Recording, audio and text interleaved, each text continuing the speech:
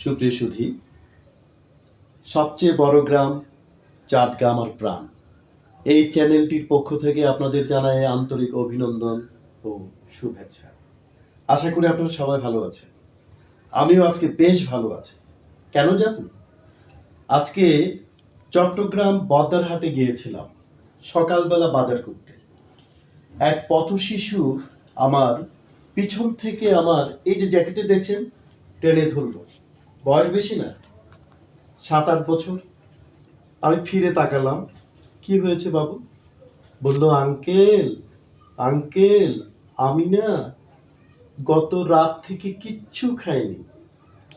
আমার এত খারাপ লাগলো। পরে ছেলেটিকে নিয়ে আমার বাজার সাজার করার আগে তাকে হাত ধরে নিয়ে গেলাম একটি হোটেলে। বললাম, তুমি কি খাবে বলো? বললো যে, আঙ্কেল আমি একটা নান রুটি খাবো, একটা চা খাবো। বললাম, তুমি আর কিছু খাবে না? না। তখন আমি আমার ওই টেবিলে তার সাথে আমি বসলাম, সে বসলো। তার জন্য একটি নান রুটি, একটি চা অর্ডার দেওয়া হলো, আর আমার জন্য একটা হালুয়া এবং একটা রুটি। তখন বললাম, বাবা তুমি হালুয়া খাবে? তখন সে মুচকে এসে বলছে,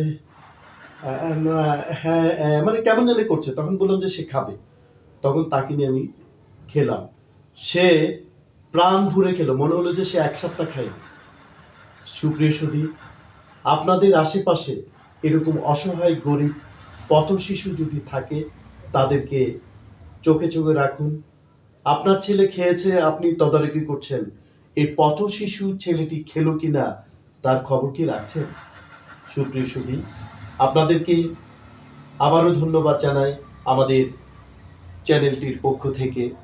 আবারও দেখা হবে, আবারও আপনাদের সামনে এসে কিছু সচেতনতামূলক কথা বলবো আশা করছি। সবাই ভালো থাকবেন। ধন্যবাদ।